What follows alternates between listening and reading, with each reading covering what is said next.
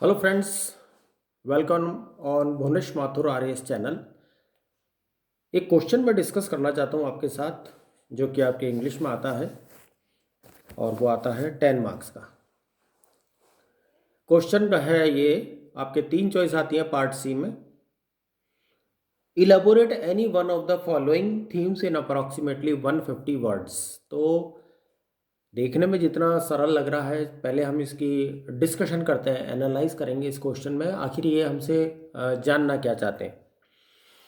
पहले तो ये देखते हैं कि इलेबोरेशन का मतलब क्या है। मैं आपको हिंदी इंग्लिश दोनों में बताना चाहूँगा what do you mean by elaboration.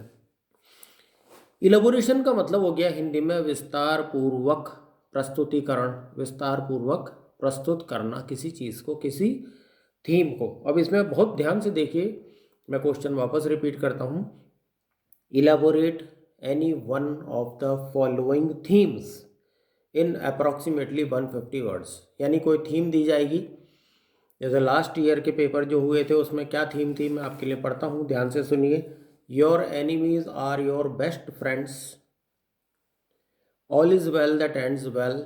C choice थी, justice delayed is justice denied. तो यहाँ हमारे लिए समझना बहुत ज़रूरी हो जाता है कि इलाबोरेट का मतलब और थीम का मतलब क्या होता है। आइए इस पे चर्चा करते हैं। Involving many carefully arranged parts, ये मतलब है इलाबोरेशन का कि बहुत ही तरकीब से आपने हिस्सों को अरेंज किया है, लिखा है। देखिए, पैराग्राफ राइटिंग मैंने आपको करवाई है, वो अलग चीज़ है। समझने की चेष्टा कीजिए, ये कुछ अलग डिमांड है हमारे यहाँ से, हमसे ये कुछ अलग चीज़ की पूछताछ कर रहे हैं। कॉम्प्लिकेटेड है ये थोड़ा सा, तो इसको बहुत आपको सावधानी से बनाना है। रिपीट, कॉम्प्लिकेटेड इशू है ये, कॉम्प्लिकेटेड क्वेश्चन है। जितना कि इलेबोरेट हम सोचते हैं कि अरे इसको तो डिस्क्राइब कर देंगे, वर्णन। No my dear R S aspirants, no not at all. इसका मीनिंग ही कुछ और है, ये कुछ और इन्फॉर्मेशन हमसे चाहते हैं। क्या करना है, पहले इंग्लिश में मीनिंग बता रहा हूँ मैं आपको, दोबारा सुनिए। Involving many carefully arranged parts, पहली बात। दूसरी बात कि कोई चीज़ कॉम्प्लिकेटेड आपको दी गई है सॉल्व करने को। तीसरी बात है डेवलप और प्रेजेंट एन आइडिया और पॉलिसी इन डिटेल। तीसरा पॉइंट बड़ा इंपॉर्टेंट है, ध्यान दीजिए। डेवलप और प्रेजेंट एन आइडिया और पॉलिसी इन डिटेल। डिटेल कितनी है, 150 वर्ड्स काफ़ी हैं। Add more detail to something already said, अगर ऑलरेडी कुछ कहा गया है तो उसमें आप अपना एडिशन कीजिए। या इसको कहेंगे वर्कआउट इन लैटिन, यानी इटालियन भाषा जो लैटिन होती है उसको क्या कहेंगे, वर्कआउट। इस पर काम कीजिए। हिंदी में भी सुनिए। पहला मतलब मैं आपको बताना चाहूँगा, विस्तार पूर्वक निर्मित होनी हो चाहिए ये चीज़ जो क्वेश्चन है, क्योंकि 10 मार्क्स है। बहुत सावधानी से निर्मित, परिष्कृत होनी चाहिए। ये ज़रा इम्पॉर्टेंट पॉइंट्स हैं, आप इनको बहुत अच्छी तरह से इम्पोर्टेंस दीजिए। Then only we can gain 10 out of 10। मैं आपको इसको पूरा करने का भी टाइम आपको बता सकता हूँ, कितनी देर में आप पूरा करेंगे इसको।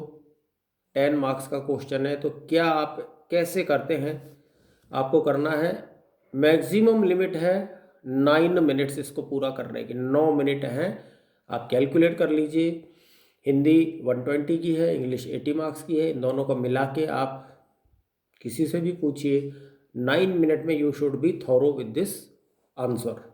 तो कहने का आशय ये है, 9 मिनट हमारे लिए हाईएस्ट लिमिट है जिसमें आपको ये पूरा करना है। उसमें इतनी चीज़ आपको समझनी है। तो पहले मैंने आपको बताया इलेबोरेशन क्या होता है, आई होप आपको समझ में आया होगा। 5 चीज़ मैंने आपको बताई है, हिंदी में 3 मीनिंग बताए हैं। आगे चलते हैं, थीम का मतलब क्या होता है। देखिए, आप क्या सोच रहे हैं कि ये क्या जनरल कंपोजिशन से ये थीम इलेबोरेट करने को हमको काम दिया गया है। मेरे विचार से ये जनरल इंग्लिश का टॉपिक नहीं है जी। Yes, it is not from general English which we use to study in college और इन स्कूल्स। ये है बेसिकली पार्ट एक लिटरेचर का, इंग्लिश लिटरेचर से ये चीज़ निकल कर आई है। मैं आपको बता रहा हूँ, बहुत ध्यान से सुनिए इस चीज़ को। थीम, अभी और क्लियर हो जाएगा जैसे जैसे आप वीडियो आगे देखेंगे कि आखिर हमसे चाहा क्या गया है, क्यों ऐसे हमको प्रोवर्ब दिए गए, honest is the best policy, all is well that ends well, क्यों दिया है ऐसा। तो ये पीस ऑफ लिटरेचर है, it is being asked from English literature. तो उसी एंगल से, उसी नज़रिए से आप इसको प्लीज़ सॉल्व कीजिए, सो दैट, मैं दोबारा बोलता हूँ, we will gain 10 out of 10। अब थीम का मतलब समझिए हिंदी में क्या होता है, विषय, प्रसंग, मुद्दा या मजमून। अब क्लियर हो जाएगा आपको, विषय है कोई ना कोई। थीम का मतलब हो गया इंग्लिश में a subject of a talk, piece और राइटिंग, लिखित है कोई, ऐसा बनाना है आपको। थीम का मतलब दूसरा है an idea that is often repeated in a work of art और लिटरेचर। अगर हमको ये आर्ट ऑफ वर्क और लिटरेचर इलेबोरेट करना है तो अपने शब्दों में पहले इन दोनों टर्म्स को समझना बहुत ही ज़रूरी है। अब आगे चलते हैं। Theme is taken from literature. Theme जो शब्द है इंग्लिश लिटरेचर से लिया गया है। Every story has a theme. अभी मैं आपको प्रूफ कर दूंगा कि ये क्यों, और मैं आपको ये वीडियो बनाकर दे रहा हूँ ताकि आपको बेनिफिशियल हो। लाइक अब फॉर एग्ज़ाम्पल आपको जल्दी समझ में आ जाए इसलिए मैं ये एग्ज़ाम्पल प्रस्तुत कर रहा हूँ। Like Mahabharata, like Ramayana, like Bhagavad Gita. अब आप तक मेरा मैसेज बहुत अच्छी तरह पहुँचेगा। क्या थीम है, सपोज़ कीजिए आप अपने फ्रेंड्स के साथ, फैमिली के साथ कोई मूवी देख रहे हैं या देख कर आए हैं, या कोई सीरियल देख रहे हैं, या कोई एंटरटेनमेंट का पीस ऑफ वर्क देख रहे हैं। वो क्या है, वो थीम है। आप पूछते हैं क्या पिक्चर की स्टोरी थी, क्या मूवी की स्टोरी थी, ज़रा बता दो शॉर्ट में क्या स्टोरी थी। यही थीम है, इसी को हमें इलेबोरेट करना है। अब हम सब्जेक्ट के टॉपिक के बहुत पास आ चुके हैं। आई होप आपको बहुत बेनिफिट होगा ये बात जान करके, समझ करके। इसको बिल्कुल भी लाइटली नहीं लेने का है, बिल्कुल हल्के में मत लीजिए। इस क्वेश्चन में बहुत आपको चांसेस ब्राइट मुझे नज़र आ रहा है। चलते हैं आगे। Exploration of different themes adds depth and layers to the story. जैसे जैसे मूवी, जैसे जैसे कोई स्टोरी, जैसे जैसे कोई प्ले, सीरियल आगे बढ़ता है, परत दर परत हमारे सामने खुलता चला जाता है। चैप्टर के बाद चैप्टर, चैप्टर के बाद चैप्टर, हम सीरियल देखते रहते हैं, आते रहते हैं, तो वो खुलती जाती है स्टोरी, धीरे धीरे धीरे स्टोरी खुलती है। We have studied most popular themes explored in the books. जैसे हमने कई किताबों में स्टोरीज पढ़ी हैं, स्कूल में भी पढ़ी हैं, कॉलेज में भी पढ़ी हैं। जैसा मैं आपको एक एग्जांपल दूँ, फ्रीडम स्ट्रगल ऑफ इंडिया, तो वो क्या है, धीरे धीरे धीरे 1857 से होते होते हम 1947 तक आ गए। तो ये थीम है उस बुक की जो ये बता रही है कि भारत कैसे आज़ाद हुआ। अब मान लीजिए उसको 150 वर्ड्स में लिखना है तो क्या लिखेंगे, पूरी तो नहीं लिख सकते। समय कुल हमारे पास 9 मिनट है मैक्सिमम, 10 मार्क्स है, लिखना इंग्लिश में है। तो हमको लिखते समय मैं हमेशा हर वीडियो में बोलता हूँ टेंसेस का, स्पेलिंग का, वोकेबुलरी का ध्यान रखें। को कुछ थीम्स जो हमारे काम की हैं, हम सीधे उस पर चलते हैं। कुछ है love, death, good versus evil, coming of age, power and corruption, survival, courage and heroism, prejudice, individual and society, war, लड़ाइयाँ। तो थीम क्या क्या हो गई, लगभग 8-9 थीम, और भी बहुत सारी हैं, मैं फिर बोलता हूँ। जैसे लव हो गया, लव अफेक्शन, प्यार मोहब्बत, आप समझ सकते हैं। मृत्यु बहुत बड़ा एक टॉपिक है, अच्छाई पर बुराई की जीत है। फिर आता है कमिंग ऑफ एज का मतलब यहाँ है हमें एक्सपीरियंस हो गया, अब हम गुजरे हुए ज़माने को या उस कैरेक्टर को आज की नॉलेज से तोल रहे हैं, कमिंग ऑफ एज। पावर और करप्शन आप समझ ही सकते हैं, बहुत इजी है कि पद है और भ्रष्टाचार है। सर्वाइवल यानी हमारा जीवन, हिम्मत और हीरोइज्म, करेज एंड हीरोइज्म मैंने बोला। प्रिजुडिस हमारा झुकाव किसी तरफ है। और इंडिविजुअल एंड सोसाइटी यानी एक व्यक्ति और समाज। और वॉर, युद्ध। अब युद्ध के सीन की हम कल्पना कर सकते हैं, महाभारत में भी युद्ध है, रामायण में भी युद्ध है, दूसरे ग्रंथों में भी युद्ध है। तो मैं अभी और आपको आगे कुछ एग्जाम्पल से और ये टॉपिक आपका कवर करूँगा। तो हमने क्या क्या किया अभी तक, इलेबोरेशन का मैंने हिंदी और इंग्लिश में मीनिंग आपको बताया, थीम क्या होती है ये बताया, 10 मार्क्स कितने मिनट में हमको ये क्वेश्चन सॉल्व करना, 9 मिनट्स में। आप कैलकुलेट करके देख लीजिए, मैक्सिमम टाइम हमारे को सोचा विचारी लिखना 9 मिनट में ये करना है। कुछ एग्जाम्पल मैं आपके सामने रखना चाहूँगा, ये आपको वीडियो अच्छा लगेगा, मुझे पूरी पूरी उम्मीद है। हैरी पॉटर की अब हैरी पॉटर ऐसी घटना है, ऐसी थीम है उसकी कि डेथ पर बेस है वो। Death was an important theme, ये J.K. रॉलिंग ने लिखा है, आपको पता ही है, उनका बहुत अच्छा पीस ऑफ वर्क है।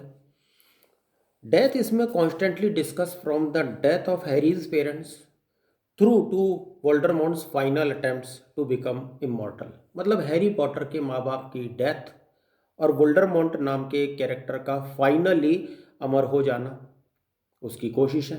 तो ये हैरी पॉटर की थीम है, इसको इलेबोरेट करना है। कृपया करके क्वेश्चन को बहुत अच्छी तरह से समझिए, आत्मसात कीजिए, तब लिखना स्टार्ट कीजिए my dear RAS aspirants. 10 marks का क्वेश्चन है, इसको यूँ ही नहीं गंवाइए कि जो आप सोचें कि इसका उत्तर ये होगा तो 10 में से 4, 10 में से 4.5, 5 तक भी आ जाएं तो बहुत बड़ी बात होगी। It's a very simple very technical question, बहुत टेक्निकल क्वेश्चन है ये। आगे चलते हैं। गुड वर्सेस ईवल, आप समझ सकते हैं कि महाभारत और रामायण के कंसेप्ट क्या हैं, आप क्या बोलेंगे 150 वर्ड्स में। वही इलेबोरेशन होगा जो आप लिखना चाहते हैं। महाभारत और रामायण का अगर आप कुछ वाक्य लिखना चाहते हैं, कोई इंसिडेंट लिखना चाहते हैं, that will be called as you have elaborated a theme. तो ये हमारा सॉल्यूशन है, इस तरह से हमें कवर करना है इस क्वेश्चन को। देखते हैं, कुछ पावर एंड करप्शन की बात करता हूँ। आपने नाम सुना होगा मैकबेथ का, शेक्सपियर, विलियम शेक्सपियर बहुत बड़े प्ले राइट हैं। तो मैकबेथ शेक्सपियर की बहुत बड़ी ट्रेजिक टेल है।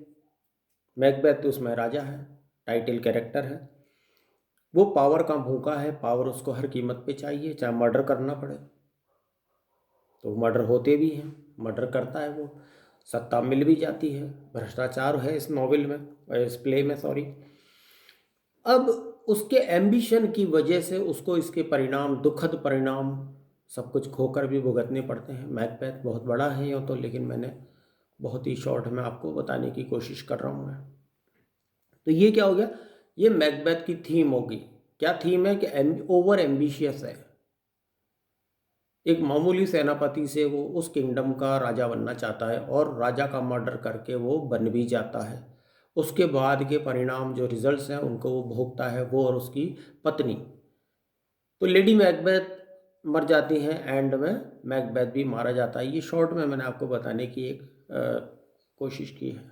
तो ये पावर एंड करप्शन वाली थीम पर मैंने इलेबोरेट किया है अभी।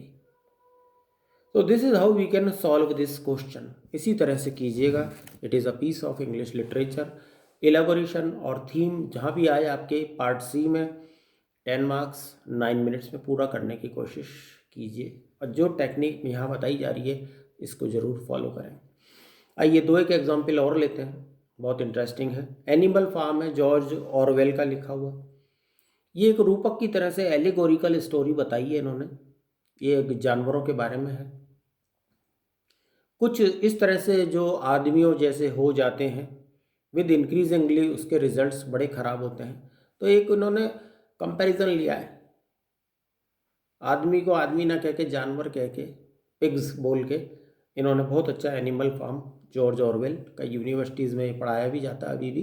तो मैं आपको उसके द्वारा बताने की कोशिश कर रहा हूँ।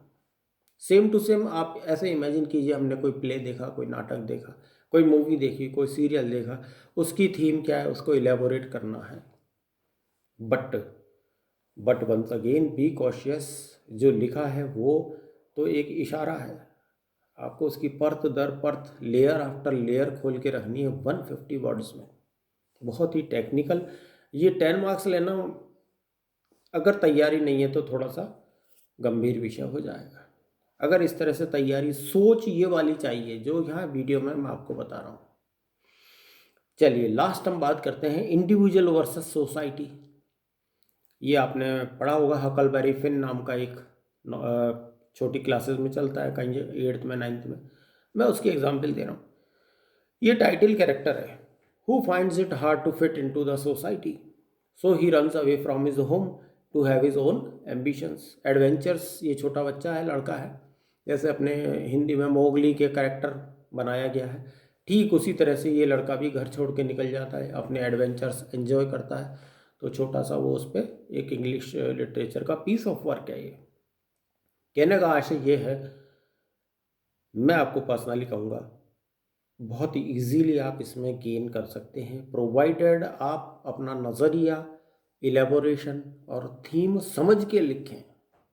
Please follow the instructions which I have given to you, the meaning I have given of elaboration and theme. So with this, million thanks for watching the video like करें, शेयर करें, सब्सक्राइब करें। मैं रोज़ upload करूँगा इस पर आपके लिए, आगे से आगे क्वेश्चंस का सॉल्यूशन लेके आ रहा हूँ। प्लीज़ लाइक करें, शेयर करें, सब्सक्राइब करें और कमेंट भी करें। So nice of you, thank you.